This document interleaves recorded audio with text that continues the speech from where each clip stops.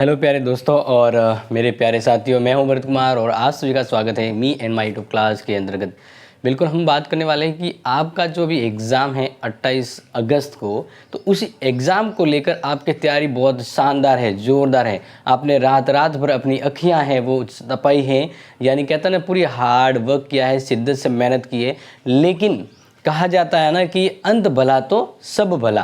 तो आपका अंत क्या है? आपकी तैयारी बेमिसाल है, लेकिन एग्ज़ाम देने समय, एग्ज़ाम से पहले या एग्ज़ाम के टाइम क्या ध्यान रखा जाए ताकि सब कुछ सेट हो जाए, सब कुछ बढ़िया हो जाए। क्योंकि आपकी बढ़िया तैयारी ऑलवेज बढ़िया है और आपके लिए पूरी क्लासेज यहाँ पर अवेलेबल करवाई थी और मैराथन क्लास भी है। लेकिन एंड एट द टाइम, क्योंकि लोग वही याद रखते, क्या याद रखते? परिणाम।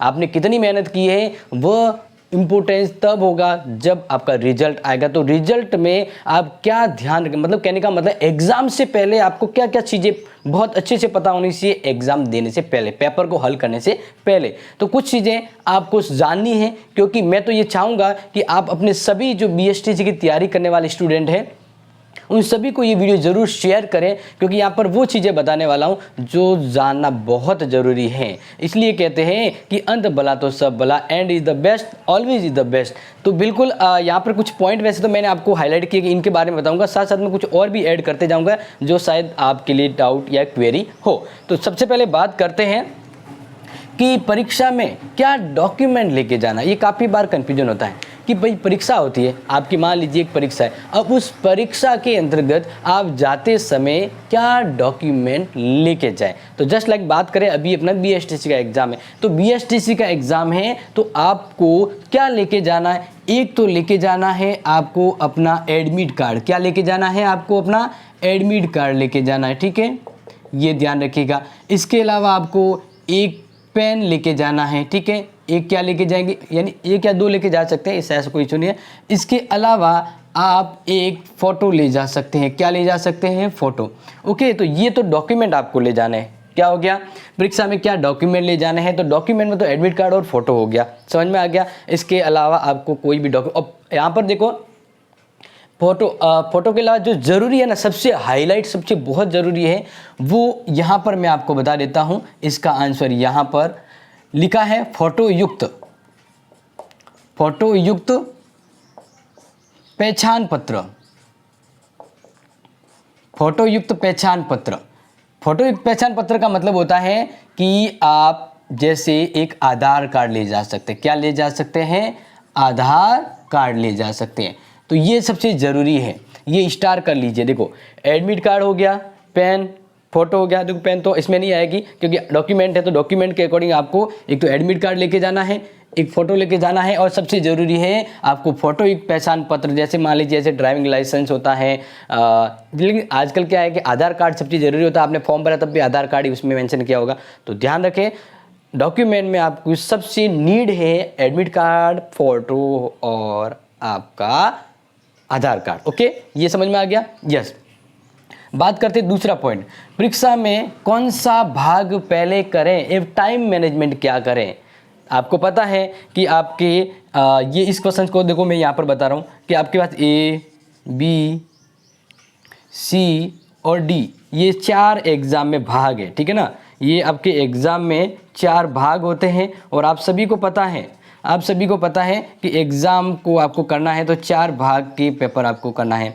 और आप सभी को ये इजीली पता है कि जैसे मान लीजिए यहाँ पर पहले ही आपके आ गई रीजनिंग। क्या आ गई? रीजनिंग आ गई, ठीक है, ये रीजनिंग आ गई। इसके बाद मान लीजिए जीके वाला पोर्शन आ गया, ठीक है। नेक्स्ट यहाँ पर बात करते हैं कि टीचिंग एप्टीट्यूड यानी शिक्षण अभिक्षमता आ गई, शिक्षण अभिक्षमता। और डी भाग के अंतर्गत आपके इंग्लिश प्लस हिंदी होती है, इंग्लिश प्लस हिंदी। ओके, तो इस अकॉर्डिंग आपके 50 प्रश्न इधर के होंगे, 50 प्रश्न इधर के होंगे, 50 प्रश्न इधर के होंगे और 50 प्रश्न इधर के होंगे, ठीक है ना। यहाँ पर इंग्लिश के आते हैं 20 और हिंदी के आते हैं 30 प्रश्न आते हैं, ठीक है। तो इस अकॉर्डिंग आपके टोटल कितने प्रश्न होते हैं? 600 प्रश्न होते हैं।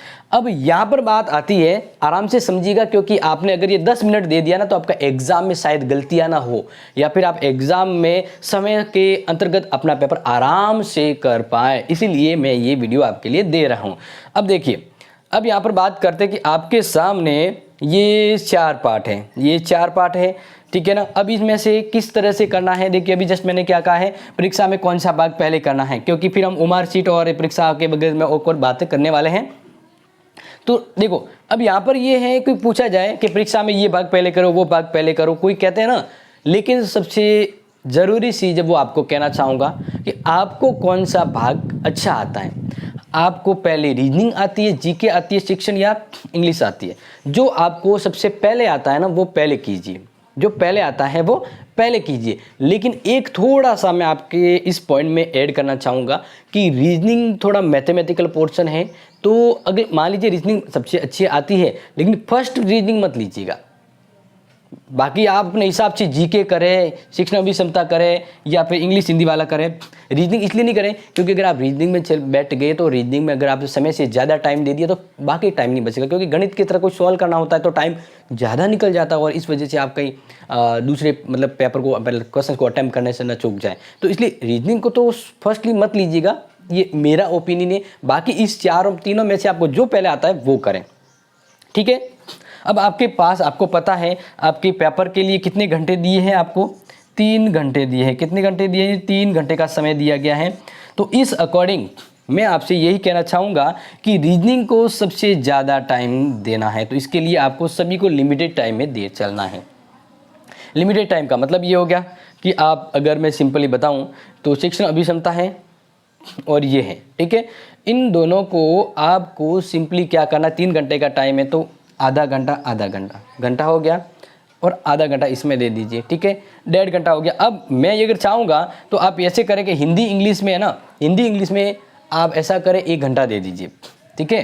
हिंदी इंग्लिश में 1 घंटा दे दीजिए, शिक्षण और जीके वाले में दोनों को मिलाकर 1 घंटे में कर लीजिए। बाकी पूरा एक जो घंटा है, पूरा 1 घंटा जो होता है वो आप किस में देंगे, पूरा का पूरा 1 घंटा है वो आप जीके करेंगे। क्या करेंगे? जीके करेंगे, मतलब जीके नहीं, रीजनिंग करेंगे, ठीक है, रीजनिंग करेंगे। तो इस तरह से मैंने आपको टाइम मैनेजमेंट बता दिया, समझ में आ गया होगा कि आप कोई भी, जैसे मान लीजिए हिंदी इंग्लिश वाला पेपर है, ये हिंदी इंग्लिश का करना है तो 1 घंटा इसमें कर लीजिए। शिक्षण और जीके वाला है, इसमें आपको देख के पढ़ के उत्तर देना, तो 1 घंटा इसमें दे दीजिए, और 1 पूरा घंटा है वो रीजनिंग को करिए। 1 पूरे घंटे को रीजनिंग, हो सकता है रीजनिंग को 1 घंटे से ज़्यादा की जरूरत पड़े, ओके। तो रीजनिंग के लिए समय बचा के रखिएगा, और जो पहले आता है वो पहले करना है, लेकिन रीजनिंग को सबसे पहले ना करें, क्योंकि पहले जो इसके अलावा ईजी वाला है वो कर लीजिए, ओके। यहाँ पर तो आपको मैंने समझा दिया। अब बात करते हैं नेक्स्ट पॉइंट में, कौन सा भाग पहले करना आपको समझा दिया। जो पहले आता है वो पहले कीजिए, लेकिन रीजनिंग मुझे लग रहा है आपको पहले आ रहा है, लेकिन कुछ प्रश्न आपके टाइम वेस्ट कर सकते हैं, इसलिए आपको इनमें से जो पहले आता है वो कर लीजिए। रीजनिंग आपको 2nd या 3rd में आप कर सकते हैं। टाइम मैनेजमेंट, घड़ी का टाइम मैनेजमेंट की वैसे तो लगी होती है, आप तो लेके जा नहीं सकते क्योंकि लेकर जाना मना है, तो आपको उस अकॉर्डिंग सेटल कर लेना है कि अब मुझे घंटे में ये करना है, और 1 घंटे में ये करना है, और 1 घंटे में मुझे ये करना है, ओके। अब बात करते हैं नेक्स्ट जो इंपॉर्टेंट आपको ध्यान रखनी है उसके बारे में आपको बता रहा हूँ। नेक्स्ट है OMR शीट कैसी होगी और कैसे भरना है। ये बिल्कुल ये क्वेश्चंस मैं आपको कंप्यूटर पे बताने वाला हूँ डिजिटल स्क्रीन पर, तो इसको 2 मिनट के बाद बता दो। पहले देखिए, परीक्षा हेतु ड्रेस कोड क्या है। ड्रेस कोड यानी किस प्रकार का ड्रेस पहन के जाना है, ताकि आप परीक्षा में किसी भी प्रकार की बाधा उत्पन्न हो, आप सीधा सेंटर में चले जाएं, यानी कोई रोके नहीं। अन्यथा पर ऐसे वल्गर ड्रेस या कुछ ऐसा पहन के गए तो दिक्कत होगी। तो सबसे पहले तो ये है कि आपको अनावश्यक रूप में कोई हाथ, कानों में, पैरों में ऐसा कोई पहन के नहीं जाना है कि वहाँ पर आपको बाहर रखना पड़े या आपके किसी ठेस भावना को ठेस पहुँचे, ऐसा कुछ ना पहन के जाए। और फुल बाजू की ना पहने, जैसे मान लीजिए ये एक फुल बाजू की आप चढ़ा दें, नहीं, आपको मोस्टली हाफ बाजू की पहन के जाना है। जैसे लोअर होता है, टी शर्ट वगैरह, ये जो होता है सलवार कमीज जो होता है तो हाफ के होता है, तो वो पहन के जाइएगा, कोई दिक्कत नहीं होगी। अदरवाइज आपको वहाँ पे कैसी चीज़ें काटेंगे या रोकेंगे तो समय व्यर्थ होगा, आपका माइंड डिस्टर्ब हो जाएगा, और माइंड ही सबसे ज़रूरी होता है एग्जाम में, ठीक है। नेक्स्ट है परीक्षा सेंटर पर कब पहुँचे। परीक्षा सेंटर, अब देखो परीक्षा आपकी कितनी होने वाली है, परीक्षा आपके 2 से 5 बजे के मध्य होगी। 2 से 5 बजे के मध्य होगी, तो आपको 2 बजे एंट्री मिलेगी। लेकिन आपको क्या करना है, 2 बजे एंट्री नहीं, एंट्री आधे घंटे पहले शुरू हो जाएगी, यानी आपके 30 मिनट से पहले आपकी एंट्री शुरू होगी। ठीक है, तो इस अकॉर्डिंग आप ध्यान रखिएगा कि 2 बजे एग्ज़ाम है, देन आप क्या करेंगे, आप 1:30 बजे किसी भी हालत में पहुंच जाएं, 1:30 बजे किसी भी हालत में पहुंच जाए।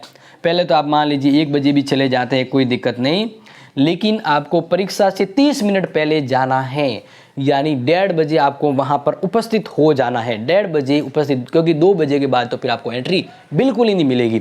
आधा घंटे पहले आपको इसलिए ले रखे कि आपकी वेरीफाई होगी, डॉक्यूमेंट फॉर्मेलिटी वगैरह वो होती है, वो लेते हैं, तो इसलिए परीक्षा से आधा घंटा पहले जाना अति आवश्यक है मेरे प्यारे साथियों।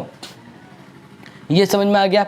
ओके, फिर है किसी प्रश्न का उत्तर नहीं आए तो फिर क्या करें, यानी एक ऐसा तरीका कि भाई आपको प्रश्न नहीं आ रहा है, अगर आप तुक्का भी लगा दें तो सही हो जाए, ऐसे किस प्रकार से होगा, तो उसका उत्तर मैं आपको इस वीडियो के डिस्क्रिप्शन में दूंगा। लेकिन इससे पहले अब मैं आपको बता देता हूं कि आपको ओमार शीट कैसे भरनी है और ओमार शीट होती कैसे है। बढ़ते हैं डिजिटल स्क्रीन पर। तो आपको ये ओमार शीट जो बता रहा हूँ यहाँ पर, ये हुबहू वैसी नहीं होगी, क्योंकि कुछ बदलाव होगा। मतलब कहने का मतलब है कि आपका ये ओमार शीट में रोल नंबर वाला बॉक्स इधर लिखा आ सकता है, सेट इधर लिखा आ सकता है, सब्जेक्ट इधर लिखा आ सकता है, मतलब ये होगा वैसा ही, क्योंकि आपके टोटल 200 प्रश्न है। कितने प्रश्न है आपके? 200 प्रश्न है। लेकिन इस तरह से ऐसा है कि ओमार शीट में जैसे एडिटिंग वेता होता है ना आपके फोटो में, वैसे एडिटिंग होकर ओमार शीट का ये वाला पोर्शन है वो इधर आ सकता है, ये वाला इधर आ सकता है, इस प्रकार से हो सकता है।